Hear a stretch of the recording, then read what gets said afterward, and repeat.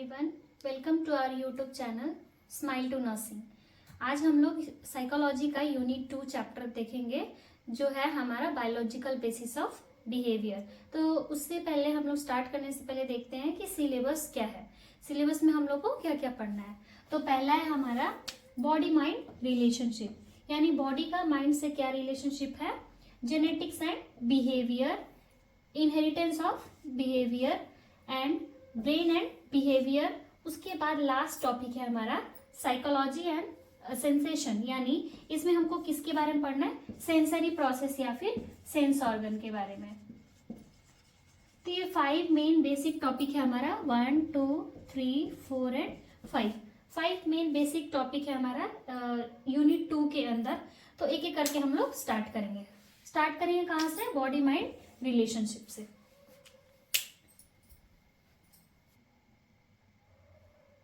तो सबसे पहले हम लोग स्टार्ट करते हैं introduction of biological basis of behaviour. तो इसमें फर्स्ट पॉइंट है हमारा कि physiological psychology is that branch. Physiological psychology क्या है, ये साइकोलॉजी का एक ब्रांच है जिसमें हम लोग क्या करते हैं, ये डिटरमाइन करता है कि हमारा नर्वस सिस्टम यानी हमारा brain and spinal cord, nervous system के अंदर क्या आता है, ब्रेन एंड स्पाइनल कॉर्ड कैसे रिलेटेड है हमारे बिहेवियर को क्या करने में, रेगुलेट करने में, बिहेवियर को रेगुलेट करने में। तो physiological psychology is that branch of psychology which seeks to determine how activity in the nervous system is related to behaviour and mind, यानी कि माइंड कैसे काम करता है हमारे बिहेवियर को क्या करने में, ऑपरेट करने में या फिर उसको रेगुलेट करने में। तो the biology of, second point हमारा है the biology of behaviour is the study of behaviour functions of the nervous system. यहाँ बायोलॉजी वर्ड जो आया है वो किसके लिए आया है, तो बायोलॉजी हमारा किस, ये एनाटॉमिकल एंड फिजियोलॉजिकल दोनों बात कर रहा है। तो ये बायोलॉजी जो है वो बॉडी के लिए आया है, वर्ड यहाँ पे यूज हुआ है, body and mind. Body and mind both consist of biology and body and mind are both are interrelated as well as interconnected। तो जो हमारा बायोलॉजी ऑफ बिहेवियर है वो एक हमारा बताता है कि बिहेवियर कैसे हमारा होना चाहिए, किस तरह से हमारा नर्वस सिस्टम जो है हमारे बिहेवियर को क्या करता है, रेगुलेट करता है। और नेक्स्ट पॉइंट है हमारा many aspects of human behaviour and mental functioning cannot be fully understood without some knowledge of biological process। अगर हमको बायोलॉजिकल प्रोसेस नहीं पता होगा, फिजियोलॉजी ऑफ ब्रेन नहीं पता होगा, फिजियोलॉजी ऑफ माइंड नहीं पता होगा, तो बिहेवियर प्रोसेस को समझना थोड़ा सा डिफिकल्ट हो सकता है। या मेंटल फंक्शनिंग, हमारा ब्रेन कैसे काम करता है, या मेंटल फंक्शनिंग जो है वो उसको समझना थोड़ा मुश्किल हो सकता है। तो बहुत सारा ऐसा एस्पेक्ट्स है जो हमको बताता है कि बायोलॉजिकल प्रोसेस या फिर बायोलॉजिकल सिस्टम को समझना जरूरी है, किस चीज के लिए, बिहेवियर और मेंटल फंक्शनिंग को समझने के लिए। तो 3 पॉइंट है हमारा, पहला है फिजियोलॉजिकल साइकोलॉजी जो एक क्या है, हमारा ब्रांच है साइकोलॉजी का, जो ये फिजियोलॉजी मतलब फंक्शन, फिजियोलॉजी वर्ड आता है फंक्शन के लिए, एनाटॉमी वर्ड आता है स्ट्रक्चर एंड बॉडी स्ट्रक्चर के लिए आता है। तो फिजियोलॉजिकल साइकोलॉजी एक ऐसा ब्रांच है साइकोलॉजी का जो ये बताता है कि हमारा नर्वस सिस्टम किस तरह से काम करता है या फिर एक्टिवली पार्टिसिपेट करता है किस चीज में, हमारे बिहेवियर को रेगुलेट करने में या हमारे बिहेवियर को चेंज करने में हमारा नर्वस सिस्टम काम करता है। अब सेकंड था हमारा बायोलॉजी ऑफ बिहेवियर। तो बायोलॉजी के लिए 2 चीज बताए कि बोथ आर इंटर रिलेटेड, जो है हमारा क्या है, बॉडी एंड माइंड। तो बॉडी और माइंड जो होता है ये दोनों मिलके हमारा क्या करता है, बिहेवियर को रेगुलेट करता है या ऑपरेट बोल सकते हैं करता है। और ये बॉडी एंड माइंड को मिला के हमारा क्या हुआ, कौन इसको हेल्प कर रहा है रेगुलेशन में, बिहेवियर को, तो nervous system. Nervous system play a major role in the functioning of behaviour. उसके बाद बताया कि बिना कोई बायोलॉजिकल प्रोसेस को अंडरस्टैंड किए हुए हम बहुत सारा ऐसा मेंटल फंक्शनिंग है या फिर बिहेवियर है उसको समझना थोड़ा मुश्किल हो सकता है। अब फर्स्ट टॉपिक जो था हमारा सिलेबस का बॉडी माइंड रिलेशनशिप, वो हम पढ़ेंगे कि किस तरह से हमारा बॉडी माइंड से इंटर रिलेटेड है और कैसे माइंड हमारा फंक्शन करता है और माइंड जो है वो बॉडी से इंटर रिलेटेड है। अगर कुछ एस्पेक्ट्स में अगर बॉडी फंक्शन सही से नहीं करेगा तो माइंड कैसे अफेक्ट होगा, और माइंड अगर अच्छे से काम नहीं किया तो बॉडी किस तरह से अफेक्टेड होगा।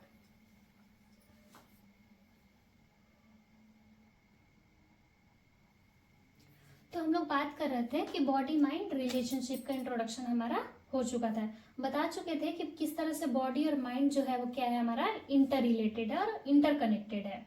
तो साइकोलॉजी जो है वो स्टडी वो बताता है हमारा किसके बारे में, ह्यूमन बिहेवियर के बारे में।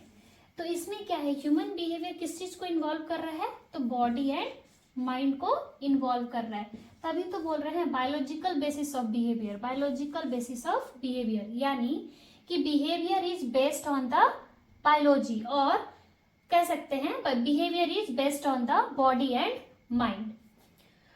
Mental functions and physical state affect each other. अब इसका मतलब क्या है कि जो हमारा मेंटल फंक्शन है, थिंकिंग है, रीजनिंग है, जो भी हमारा माइंड का फंक्शन है वो किस चीज पे बेस्ड है, हमारा mental functions and physical state affect each other. इस कहने का मतलब ये है कि किस तरह से हमारा बॉडी एंड माइंड जो है वो एक दूसरे के ऊपर निर्भर है।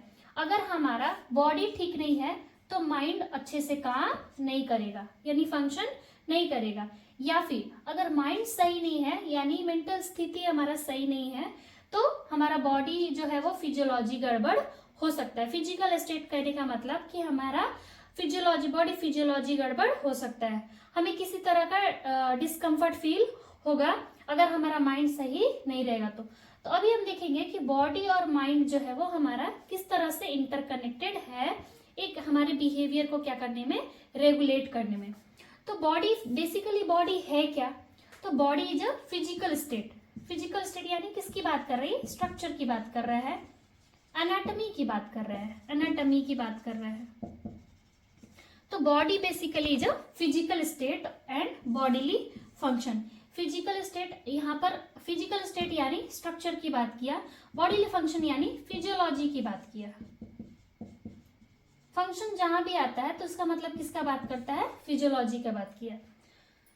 Body is a physical state and bodily function, whereas mind is regarded as the functions of the body. Mind जो क्या है कि बॉडी को रेगुलेट कर रहा है हमारा कौन, माइंड। और माइंड जो हमारा किसके अंदर आता है, नर्वस सिस्टम के अंदर आता है। तो nervous system is basically control all the functions of the body. Nervous system and glands are important part of our body. अभी बोले क्यों, क्योंकि ये नर्वस सिस्टम और ग्लैंड्स ही हैं जो सारे फंक्शंस को क्या कर रही है, रेगुलेट कर रहे हैं। चाहे वो बॉडी फिजियोलॉजी हो, चाहे वो हमारा ब्रेन का काम हो या स्पाइनल कॉर्ड का काम है, सब चीज कौन कर रहा है, नर्वस सिस्टम कर रहा है। माइंड के फंक्शंस को भी रेगुलेट कर रहा है और बॉडी के फंक्शंस को भी रेगुलेट कर रहा है कौन, हमारा nervous system. It is sum total of various mental processes. अब माइंड क्या है हमारा, तो ये सारे मेंटल प्रोसेसेस का एक सम कह सकते हैं, एडिशन कह सकते हैं। अब मेंटल प्रोसेस यहाँ पे क्या हो सकता है, तो मेंटल प्रोसेस में हमारा आता है थिंकिंग, रीजनिंग, फीलिंग्स और इमेजिनेशन। ये सारा चीज किसके अंदर आता है, मेंटल प्रोसेस के अंदर आता है। तो ये जो भी चीज हम सोच रहे हैं, समझ रहे हैं, किसी चीज पे रीजनिंग कर रहे हैं, क्वेश्चनिंग कर रहे हैं या इमेजिनिंग कर रहे हैं, तो वो सारा चीज क्या है, हमारा मेंटल प्रोसेस है। ये सारा काम कौन कर रहा है, माइंड कर रहा है। उसके बाद है हमारा body provides energy to fight और कोप। बॉडी जो है वो हमारा क्या कर रहा है कि हमें एनर्जी देता। अगर हमारे पास एनर्जी नहीं रहेगा तो कोई अगर हमको दो बात बोल दिया तो हम उसको बर्दाश्त नहीं कर पाएंगे। अगर हमारा बॉडी एनर्जी प्रोवाइड करते रहेगा तो हम उस इंसान को डबल जवाब दे सकते हैं या फिर हम उसके लिए लड़ने के लिए तैयार हो सकते हैं। तो बॉडी क्या करता है कि एनर्जी प्रोवाइड करता है किसी सिचुएशन को फाइट करने में या फिर कोप करने में, मतलब उसको उस स्थिति से बाहर निकलने में हमारा बॉडी हेल्प करता है। कैसे, तो हमें एनर्जी देके। Mind does not exist apart from the body. Mind जो है वो, अब माइंड को बिल्कुल अलग नहीं करना है, माइंड हमारे बॉडी के अंदर ही है। तो इसलिए बोला गया है कि mind does not exist apart from the body, मतलब कि हमारा माइंड बॉडी से अपार्ट नहीं है। नेक्स्ट है कि mind contribute to the understanding. Mind जो है वो हमारा मदद करता है समझने में। अब किस चीज को समझने की यहाँ पे बात कर रहा है, तो जैसे अभी बोले कि बॉडी जो है वो क्या कर रहा है, एनर्जी प्रोवाइड कर रहा है, किसके लिए, तो लड़ने के लिए। अब यहाँ पर माइंड क्या करेगा, वो समझेगा चीजों को, सिचुएशन को समझेगा कि यहाँ पर whether I have to fight और नॉट, वेदर सिचुएशन इज राइट और नॉट। यहाँ पर हमको माइंड जो है वो सिग्नल देगा, एक सिग्नल देगा, एक बोलेगा कि यहाँ पर लड़ना ठीक नहीं है, तो थोड़ा सा क्या होगा, हम सतर्क हो जाएंगे। या फिर लड़ना होगा तो माइंड तुरंत बोलेगा, मैसेज देगा कि हाँ यहाँ पे लड़ना ठीक है। तो mind contribute to the understanding, समझने में मदद करता है कि सिचुएशन ठीक है या फिर नहीं है। तो ये हमारा बताता है कि किस तरह से बॉडी जो है वो माइंड से इंटर रिलेटेड है। Body is based on mind and mind is based on the body. दोनों मिलके क्या करते हैं, हमारे बिहेवियर को क्या कर रहे हैं, रेगुलेट कर रहे हैं। तो अभी हम लोग बॉडी और माइंड के अंदर देखे थे कि बॉडी क्या एक फिजिकल स्टेट है और बॉडी फंक्शंस है, दोनों का कॉम्बिनेशन है। फिजिकल स्टेट यानी एनाटॉमी की बात कर रहा है और बॉडी फंक्शन यानी फिजियोलॉजी की बात कर रहा है। माइंड जो है क्या है, हमारा functions of the body. Mind को हम लोग बोल रहे हैं कि ये हमारे सारे फंक्शंस को क्या कर रहा है, रेगुलेट कर रहा है। नर्वस सिस्टम हमारे बॉडी के अंदर है एंड ग्लैंड्स जो है वो हमारे बॉडी के अंदर है, जो क्या कर रहे हैं, तो सारे बॉडी पार्ट्स को ये क्या कर रहे हैं, बॉडी फंक्शंस को ये क्या कर रहे हैं, रेगुलेट कर रहे हैं। और ये क्या बोले गए हैं, important part of our body. अगर ये ना रहे तो हमारा सारा रेगुलेशन क्या हो जाएगा, ब्लॉक हो जाएगा, खत्म हो जाएगा। उसके बाद इधर बोले कि it is a sum total of various mental processes. तो वेरियस मेंटल प्रोसेसेस बता चुके हैं क्या है, हमारा thinking, reasoning, imagining, questioning, feelings, कुछ भी हो सकता है।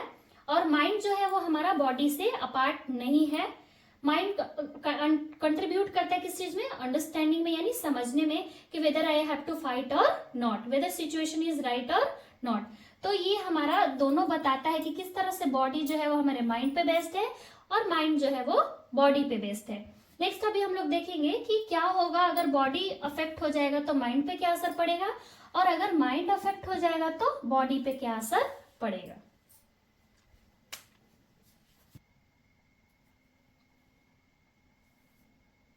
सो नेक्स्ट हम लोग देखते हैं कि effects of bodily conditions on mental functioning. अभी बोले थे कि बॉडी का कंडीशन जो है वो हमारा मेंटल फंक्शंस पे कैसे अफेक्ट करता है। अगर बॉडी सही नहीं है हमारा, अगर हम फिजिकली वीक हैं या फिर फिजिकली बहुत ज्यादा डिप्रेस्ड फील कर रहे हैं तो हमारा माइंड भी अच्छे से काम नहीं करता है। वो कैसे देखते हैं, जैसे एग्जांपल है कि severe pain reduces the concentration level.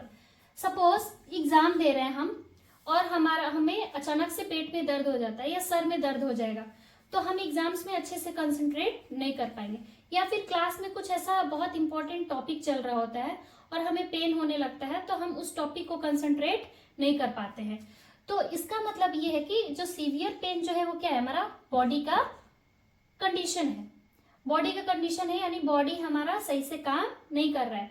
तो बॉडी सही से काम नहीं कर रहा, उसकी वजह से क्या है, कंसंट्रेशन लेवल यानी ब्रेन का फंक्शनिंग हमारा क्या हो रहा है, हैम्पर हो रहा है। तो कंसंट्रेशन लेवल कम हो रहा है, कंसंट्रेशन लेवल उतना अच्छे से मेंटेन नहीं हो पा रहा है, हम कंसंट्रेट नहीं कर पा रहे चीजों पे कि पढ़ाया क्या जा रहा है या फिर एग्जाम्स में क्या लिखना है, हम उस चीज पे फोकस नहीं कर पा रहे हैं। तो बेसिकली जो है वो बॉडी के कंडीशन की वजह से हमारा क्या अफेक्ट हो रहा है, तो मेंटल फंक्शनिंग अफेक्ट हो रहा है, मेंटल फंक्शन अफेक्ट हो रहा है। नेक्स्ट एग्जाम्पल है कि क्रॉनिक इलनेस कॉजेस डिप्रेशन। बहुत ज्यादा दिन से हम बीमार हैं, हॉस्पिटलाइज्ड हैं, तो वो क्या होगा, बीमारी की वजह से हम जितना परेशान नहीं होंगे, वो लंबे समय तक हम एडमिट होने की वजह से क्या होता है, हमारा माइंड थक जाता है, तो हम किस में चले जाते हैं, डिप्रेशन में चले जाएंगे। एंजाइटी होगा हमको और डिप्रेशन में पेशेंट चला जाता है जो बहुत लंबे समय तक हॉस्पिटल में एडमिट रहते हैं। तो इसका मतलब ये है कि जो फिजिकल इलनेस है वो हमारा इनडायरेक्टली किसको अफेक्ट किया, हमारा माइंड को अफेक्ट किया। तो बॉडी से तो ठीक नहीं थे और माइंड से भी हम क्या होने लगे, इनएक्टिव होने लगे धीरे धीरे। तो बॉडी का कंडीशन सही नहीं है तो वो हमारा किसको अफेक्ट किया, माइंड को अफेक्ट किया। Increased BP causes mental excitement. BP अगर बढ़ जाता है तो क्या होगा कि मेंटल एक्साइटमेंट हमारा बढ़ जाएगा, यानी कि कोई भी चीज को मतलब जैसे बीपी जब बढ़ता है तो हम बहुत ज्यादा एक्टिविटी शो करने लगता है पेशेंट, और बीपी बहुत लो रहता है तो वो लेथार्जी होगा, उसको वीकनेस होगा, चक्कर आएगा। तो इसमें बोल रहा है कि अगर बीपी बढ़ गया, यानी हमारा बॉडी का कंडीशन ना फिजियोलॉजी है, तो बीपी बढ़ जाएगा तो हमारा मेंटल एक्साइटमेंट इंक्रीज हो जाता है, मेंटल कंडीशन बहुत ज्यादा एक्टिविटी शो करने लगता है। Malfunctioning of the endocrine gland. Endocrine gland और नर्वस सिस्टम बताए थे कि ये दोनों साइमल्टेनियस काम करते हैं, एक साथ काम करते हैं हमारे बिहेवियर को रेगुलेट करने में या फिर हमारे बॉडी फंक्शंस को रेगुलेट करने में। तो इंडोक्राइन ग्लैंड अगर अच्छे से काम नहीं कर रहा, माल फंक्शनिंग है यानी प्रॉपर तरीके से फंक्शन नहीं कर रहा है, मे इन्फ्लुएंस वंस पर्सनालिटी। तो ये पर्सनालिटी को कैसे अफेक्ट कर रहा है, resulting in lethargy, nervous tension. अब ये बोल रहे हैं कि इंडोक्राइन ग्लैंड का अच्छे से काम नहीं करने से हमारा लेथार्जी और नर्वस टेंशन क्यों होगा। तो हम लोग को पता है कि इंडोक्राइन ग्लैंड के अंदर हमारा क्या आता है, थायरॉक्सिन ग्लैंड आता है। तो थायरॉक्सिन ग्लैंड हमारा क्या करेगा, हमें एक्टिव रखने में मदद करता है, हमारा बीएमआर को रेगुलेट करता है। थायराइड ग्लैंड रिलीज करता है ना थायरॉक्सिन, तो हार्मोन जो है वो हमें क्या करता है, एक्टिव रखने में मदद करता है, ग्रोथ में मदद करेगा, बीएमआर रेगुलेशन में मदद करता है। तो हमारा जो है वहां पर अगर थायरॉक्सिन का लेवल कम हुआ तो क्या होगा, हमें लेथार्जी टाइप फीलिंग होगा। बीएमआर रेगुलेट नहीं होगा तो हमें लगेगा कि हम बहुत थके हुए हैं। नर्वस टेंशन अगर प्रॉपर अच्छे तरीके से हमारा ब्रेन में सर्कुलेशन नहीं हुआ, ब्लड सर्कुलेशन नहीं हुआ तो टेंशन होगा।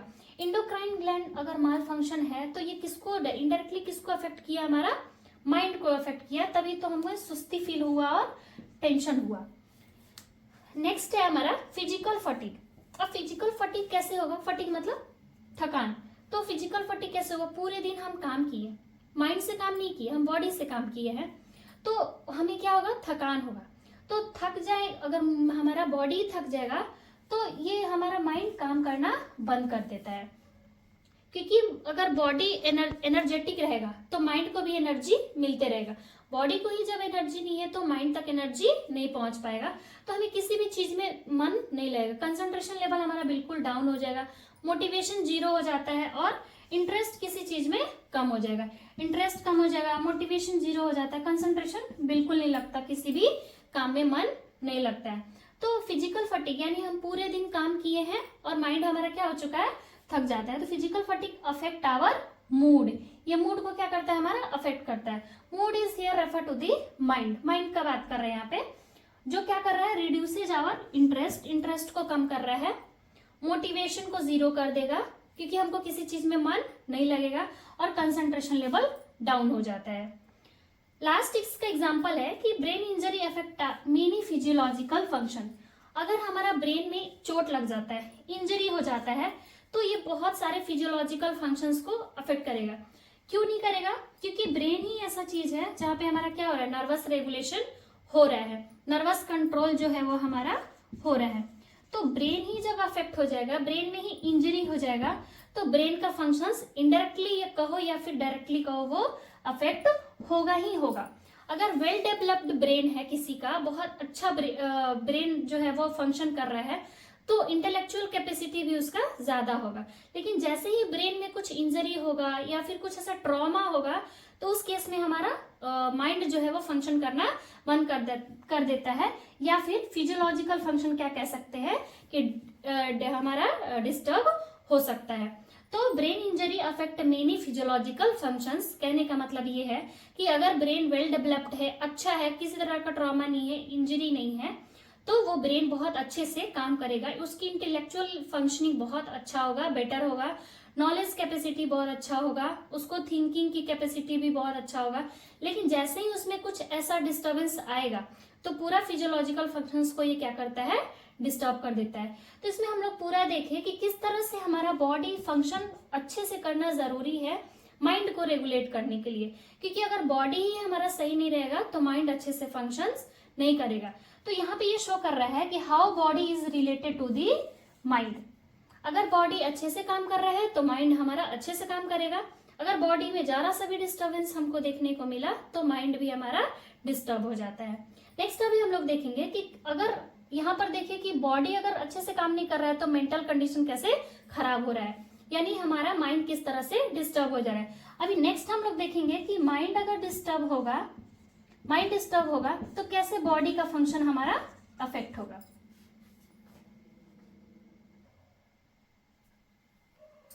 नेक्स्ट हम लोग देखते हैं हमारा effects of mental condition on bodily function. अभी इससे पहले देखे थे कि बॉडी का फंक्शंस किस तरह से हमारा मेंटल एक्टिविटी को अफेक्ट करता है। अब देखेंगे कि मेंटल कंडीशन हमारा कैसे बॉडी फंक्शंस को अफेक्ट करता है। तो एग्जांपल है हमारा पहला कि emotional conflicts are responsible for peptic ulcer and ulcerative colitis. ये हमारा जीआई का डिसऑर्डर है, जीआई डिसऑर्डर है, गैस्ट्रोइंटेस्टाइनल डिसऑर्डर है। क्या होता है कि हम कभी कभी फील किए होंगे कि जब बहुत ज्यादा स्ट्रेस में होते हैं, बहुत ज्यादा टेंशन चल रहा होता है या फिर कुछ ऐसा कॉन्फ्लिक्ट चल रहा होता है खुद में ही, तो हमें रात में अचानक से क्या होता है एसिडिटी होना शुरू हो जाता है।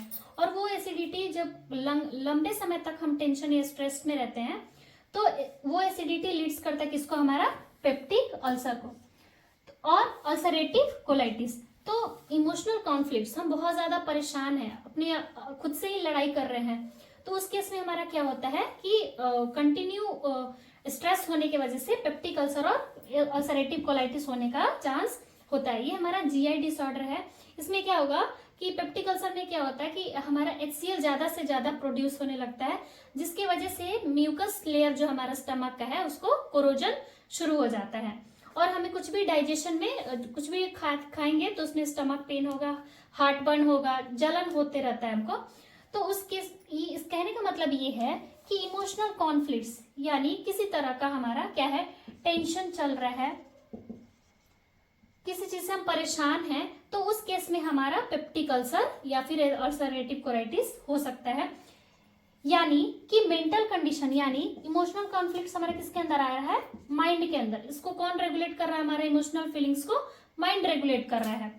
तो हमारा माइंड जब अफेक्ट है, सही नहीं है, तो ये कैसे हमारा बॉडी फंक्शंस को भी अफेक्ट कर दिया। नेक्स्ट है हमारा unpleasant emotions like fear, anger can cause headache and insomnia. ये तो हम लोग हमेशा ही फील किए होंगे कि जब हमको किसी चीज से डर लगता है तो अचानक से हमें क्या होता है, नींद आना गायब हो जाता है, नींद आता ही नहीं है। तो इंसोम्निया क्या होता है, हमारा नींद रात में नहीं आना। अगर 2 या 3 दिन से हम ज्यादा सोए नहीं है तो उसको हम लोग उस कंडीशन को बोलते हैं इंसोम्निया, लॉस ऑफ स्लीप। तो अगर हम किसी चीज से बहुत ज्यादा डरे हुए हैं तो हमारा नींद गायब हो जाता है, या गुस्सा है, बहुत ज्यादा गुस्सा है, तो वो हमें क्या लीड करता है, हेडेक, सर दर्द होना अपने आप शुरू हो जाता है। तो अनप्लीजेंट इमोशंस में हमारा आएगा फियर, एंगर। ये सारा हमारा किस चीज का फंक्शन है, माइंड का फंक्शन है। तो माइंड एक तरह से क्या है, हमारा डिस्टर्ब है, मेंटली हम लोग डिस्टर्ब हैं, तो हमारा बॉडी के फंक्शंस को भी क्या किया, अफेक्ट किया। यानी हमको फिजिकल स्टेट को भी ये क्या कर दिया, डिस्टर्ब कर दिया। हेडेक होना शुरू हो गया और इंसोम्निया होने लगेगा, नींद रात में नहीं आएगा। नेक्स्ट हम लोग बात करेंगे कि deep thinking and concentration can cause physical strain. और फिजिकल स्ट्रेन, अगर हम बहुत ज्यादा सोच रहे हैं तो लंबे समय तक हम एक ही चीज को कंसंट्रेशन किए हुए, एक ही चीज पे फोकस किए हुए हैं, तो क्या होगा कि हमारा अचानक से बॉडी लगेगा कि बहुत ज्यादा थक गया, किसी चीज में किसी काम को करने में मन नहीं लगेगा और लगेगा कि हमारा बॉडी बहुत लंबे समय से बहुत बॉडी को क्या किए हैं, काम किए हैं। तो डीप थिंकिंग जो है वो यानी बहुत गहराई में सोचना या किसी चीज पर कंटिन्यू फोकस किए रहना, ये हमारा सारा किसका काम है, माइंड का काम है। माइंड किसी चीज पे फोकस किया हुआ है, कंटिन्यू फोकस किया हुआ है, तो इससे हमारा क्या होगा, लगेगा कि हम फिजिकली स्ट्रेन हो रहे हैं, फिजिकली स्ट्रेस्ड हो रहे हैं, या फिर फिजिकल फटीग होना आम बात है, थक जाएंगे, हम बॉडी से थक जाएंगे। कभी कभी हम देखते हैं कि अगर हम पूरे दिन काम कर रहे होते हैं, माइंड से पढ़ाई कर रहे होते हैं, तो लगता है कि हम अब कोई आगे का काम करने का हमको मन नहीं करता है, यानी बॉडी हमारा कैसा फील करता है, फटीग फील करेगा। तो ये हमारा माइंड का जो फंक्शन हुआ वो डिस्टर्ब है, जिसकी वजह से हमारा बॉडी को भी क्या कर दिया, डिस्टर्ब कर दिया, बॉडी फंक्शंस को क्या कर दिया, ये डिस्टर्ब कर दिया। नेक्स्ट है aggression can cause hypertension. Aggression मतलब बहुत ज्यादा गुस्से में है, बोलते हैं ना कि खून खोल रहा है, तो खून खोलना यानी बहुत ज्यादा अग्रेशन में है, तो उस केस में हमारा क्या लीड करता है, बीपी राइज हो जाएगा। तो बीपी राइज होना हमारा किस चीज का कंडीशन है, ये फिजिकल कंडीशन है, फिजियोलॉजिकल कंडीशन है, यानी बॉडी का कंडीशन है ये। तो बॉडी फंक्शन सही से नहीं करेगा या फिर कार्डियक डिजीज होना शुरू होगा। अगर बहुत ज्यादा दिन से हम अग्रेसिव हैं, बहुत ज्यादा किसी से गुस्सा है और मन कर रहा है कि नहीं हम उसके साथ जब तक नहीं करेंगे लड़ाई तब तक हम ठीक नहीं होंगे, लेकिन वो चांस नहीं मिल पा रहा है, बहुत अग्रेशन है, तो वो धीरे धीरे क्या करेगा, कार्डियक डिजीज भी लीड करने का, कार्डियक डिजीज भी लीड कर सकता है। तो अग्रेशन कैन कॉज हाइपरटेंशन यानी बीपी राइज हो सकता है और कार्डियक डिजीज भी हो सकता है। तो aggression is a mental condition. Aggression हमारा क्या है, माइंड का एक कंडीशन है जो हमारा किस चीज को अफेक्ट किया, बॉडी को अफेक्ट किया, यानी बीपी राइज कर दिया, ब्लड प्रेशर रेगुलेशन जो कैपेसिटी होती है हमारा बॉडी का उसको क्या कर दिया, फास्ट कर दिया, तो जिसमें हमारा क्या हो गया कि बीपी राइज हो गया। और बीपी राइज होगा तो ऑटोमेटिकली जो होता है हमारा कुछ ना कुछ हार्ट पे इफेक्ट पड़ेगा ही पड़ेगा। Last one is repression feelings of dependency resulting in GI disorder, और इसमें जीआई डिसऑर्डर के साथ साथ रेस्पिरेटरी डिसऑर्डर भी होता है। कहने का मतलब ये है कि हम किसी के ऊपर बहुत डिपेंड हैं, हमको किसी के लिए फीलिंग्स है कि वो हमको प्यार करेगा in the sense of receiving love, लेकिन क्या होता है कि हम जो है रिप्रेस्ड फीलिंग ऑफ डिपेंडेंसी, हम किसी के ऊपर निर्भर हैं लेकिन हम उसको बता नहीं रहे हैं कि वो हमको प्यार करे इस चीज को लेकर, तो ये धीरे धीरे हमारा क्या करेगा, जीआई डिसऑर्डर में लीड करता है और रेस्पिरेटरी डिसऑर्डर भी हो सकता है। ये हमारा जो हो गया रिप्रेस्ड फीलिंग, मतलब छुपा हुआ फीलिंग्स जो है ऑफ डिपेंडेंसी, यानी कि हम किसी के लिए हमारे अंदर फीलिंग्स है, हम उसके ऊपर डिपेंड है कि he will give some love और he will show some support और she will show some support और लव, लेकिन इसमें मिल नहीं रहा है, तो वो धीरे धीरे किस चीज को अफेक्ट किया, हमारा बॉडी फंक्शंस को अफेक्ट किया, जो क्या लीड किया, जीआई डिसऑर्डर और रेस्पिरेटरी डिसऑर्डर हो सकता है।